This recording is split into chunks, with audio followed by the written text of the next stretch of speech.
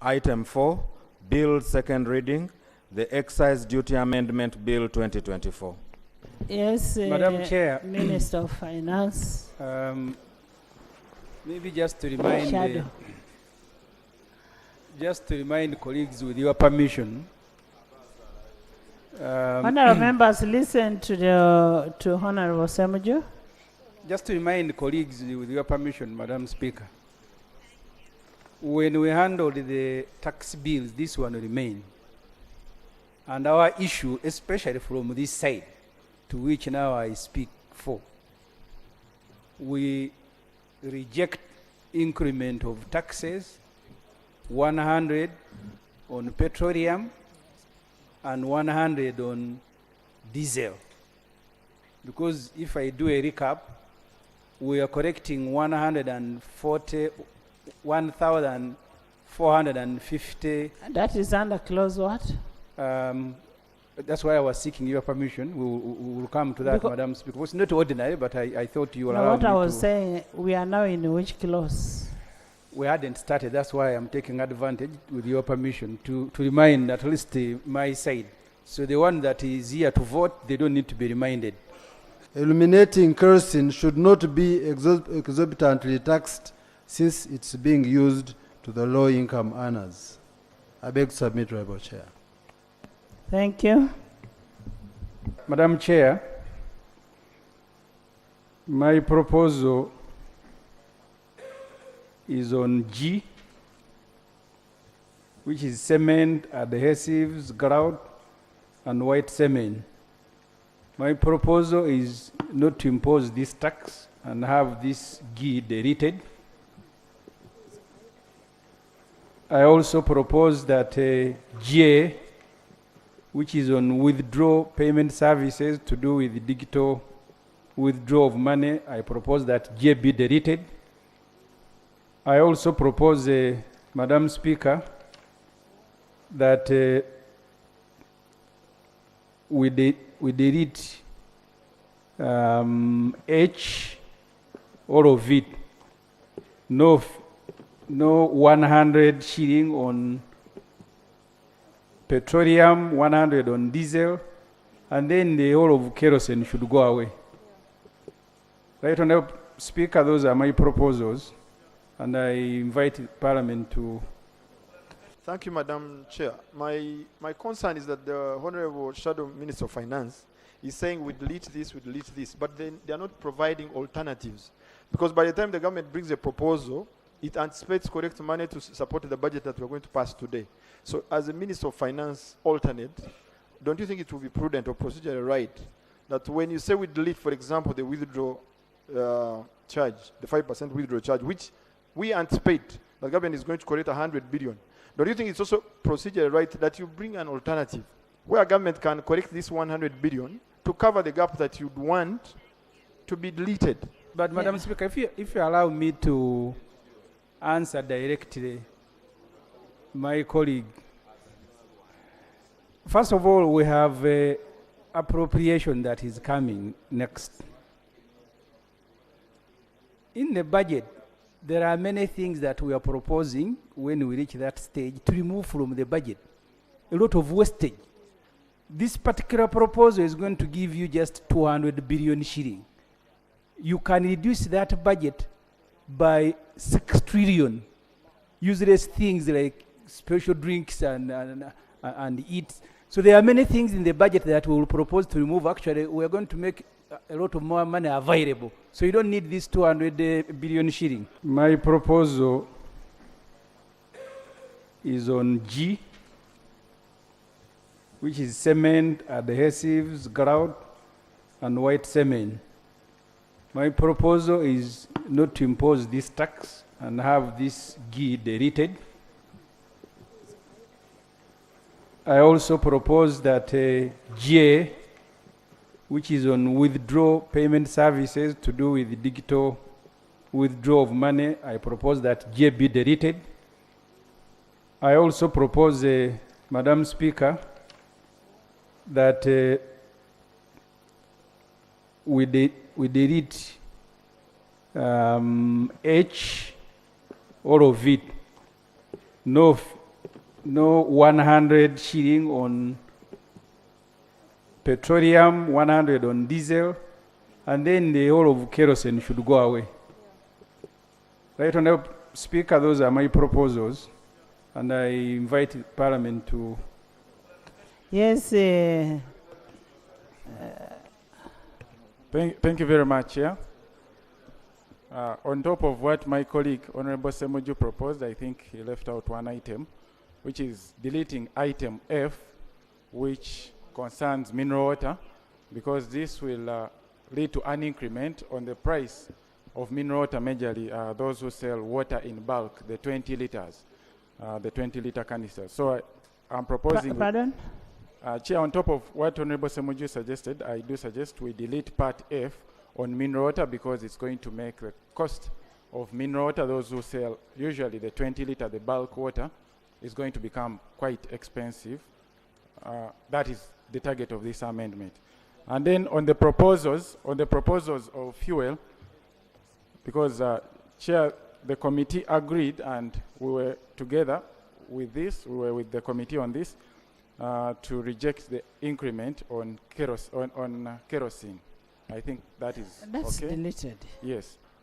On our proposal to remove the 100 shillings on motor spirit, and that is gas and diesel, I do propose an amendment in section 8C of the Principal Act to increase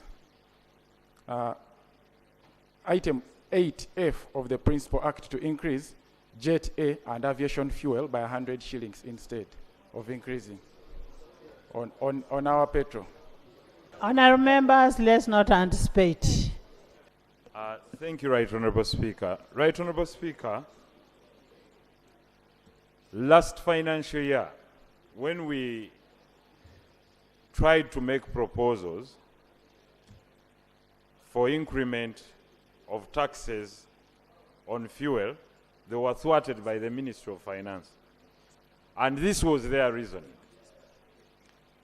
They said that when you increase the price of fuel, it will lead to inflation.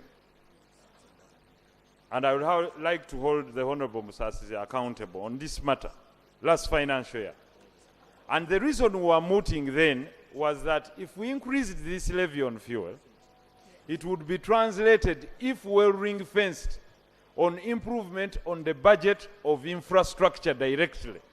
And I was imploring this House that what we had interacted with the voters or with the people was that they were not worried about necessarily increment on the levy of fuel. The issue is how we use it after. If it is not translated into their own infrastructure, then they are disinterested as one of the priorities. So Ugandans are not saying no to taxes. They are only saying to where is our money that we contribute in form of taxes. So that's why I was asking the Honorable Minister of Finance, even if you are to use the numbers to take this matter that 100 shillings and raise, let's say, 300 billion, is it going to be put directly on their infrastructure, or it's going to be put to wishful expenditure of donations, this and this, this and this? That is the issue Ugandans are talking about. Because whether we want it or not, Right Honourable Speaker, last financial year, around this time, the cost of a litre of fuel, let's say petrol, was at about 4,300 something. Today it's at about 5,000 something. So whether we put in the factorization of exchange rate, etc., the price of fuel has increased. Now, the promise of government was that when we come in to become the sole buyers on behalf of Ugandans and sole importer on behalf of Ugandans, and we do away with the issue of middlemen, the price will come down. We came here and legislated towards that. Now, as we await for the price of fuel to come down, we are slapping voters with a tax.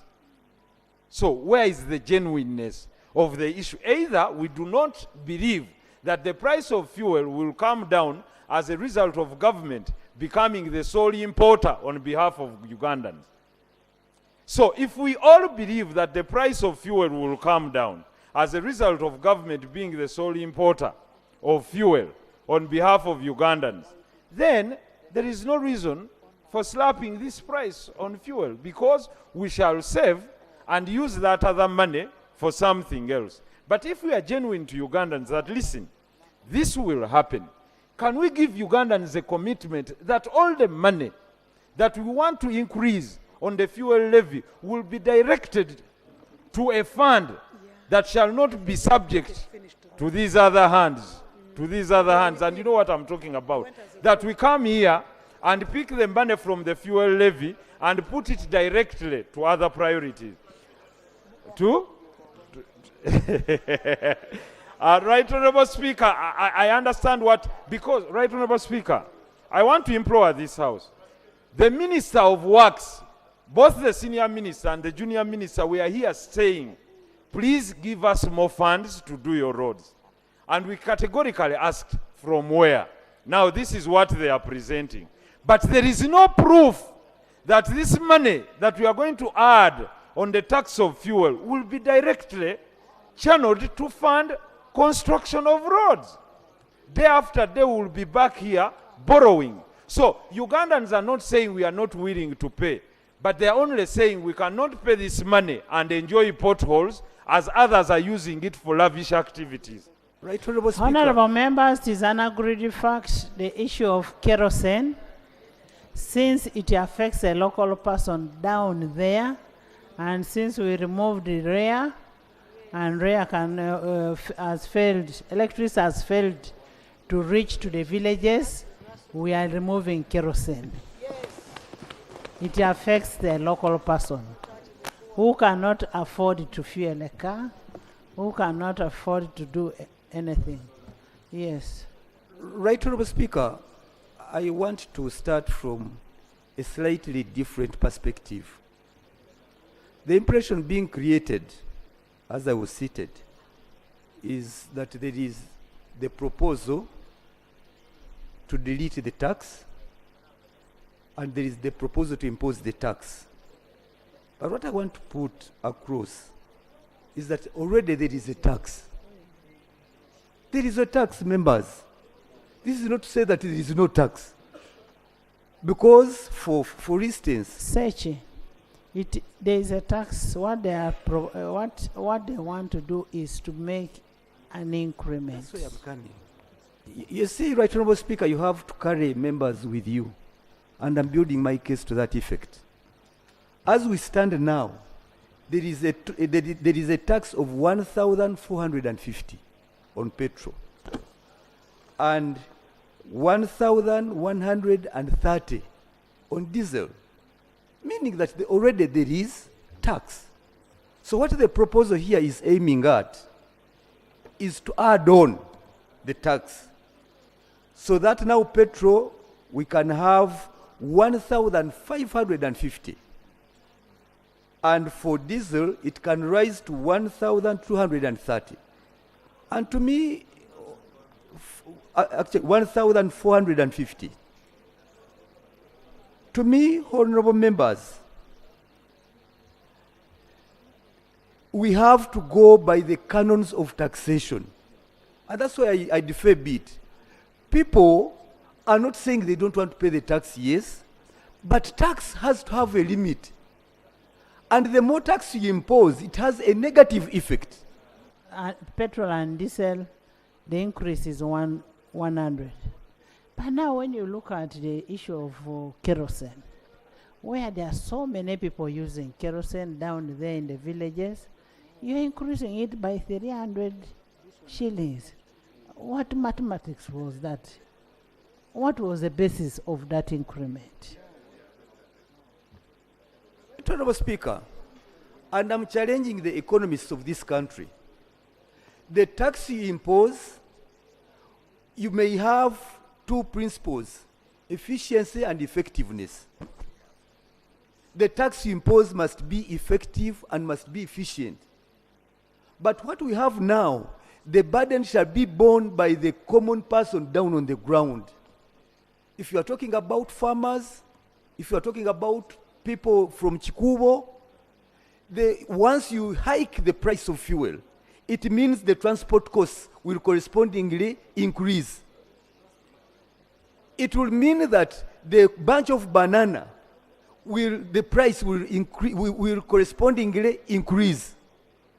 And that is not for the person who is a farmer down, but to the middlemen, because they want to cushion the cost of fuel. So to that extent, I'm telling you, the more you increase the tax, is the less demand you'll be creating. Because ultimately, this is having a multiplier effect across the economy. From the transport, from the produce, from the commercial entities in this country. Even those selling cattle, once a cost of each cow to be brought to the roofler here, and you touch on fuel, the transporters will extend the same to the person down there. Because vehicles have to move at the end of the day. We don't have the train transport. It means at this stage, Right Honourable Speaker, and I would implore our government, why don't we maintain the price as it is? It is already heavy. Businesses are closing. And the moment you touch on the operational cost, because fuel is in the operations, goods are not consumed at the place of production. They are transported. Inputs are transported. Please conclude. Inputs are transported. Even the final products are being transported. So, Right Honourable Speaker and members, I would urge government, and I would like to tell them that the tax, the way it is already too much. I know my people from Remiaga, some forego even coming to Kampala on very critical issues because they cannot afford transport to and fro. And now that we officially increase fuel, I'm telling you the taxes and buses are going to officially increase the transport fares and charges. And this is very negative on our communities. Let's remain with the tax the way it is. We can do something else, but not at this point in time when business is so bad and the economy is not doing well. Thank you, Right Honourable Speaker. Thank you. Madam Chair, as the Honourable Sek said, it is not necessary that every now and then we should raise taxes so that we generate more. You can spur the economy and have more taxes. For example, let me give the demonstration of matoke. If I sell my matoke at 30,000 and I sell 10 bunches, I will get 300,000. It means I'll have more disposable income to spend. I'll buy sugar, I'll buy soap, I'll buy alcohol, and all these are already taxes. And before I go to that, because under fear, you're right. And Madam Chair, even if you are talking of the villager, even if he doesn't come to town, the sugar he's going to drink is being transported. Therefore, he will pay the 100 shilling, which is being added on what? On fuel. I want to plead with the government that why don't we make a trial? For the first time, we say we're not going to increase taxes on fuel. Yes. And see what will happen. I can tell you, the country will not collapse and there will be more income to tax because the transport costs will be lower and the people will be having disposable income to be able to spend on goods which already have indirect taxes like VAT. Because there's a trickle-down effect. Exactly. There is information here. Yes. Maybe just to inform you that the last time from my research, the last time taxes were increased on fuel was in 2021. So it's not correct to say that every year taxes are increased on fuel. So the rates we are using are 2021, just for your information. Madam Speaker, I know my Attorney General. It is I said, honourable members. Not every time. Honourable members. Every year. Honourable members. The last time it was increased by 100 shillings. That was in the financial year 2021, 2022.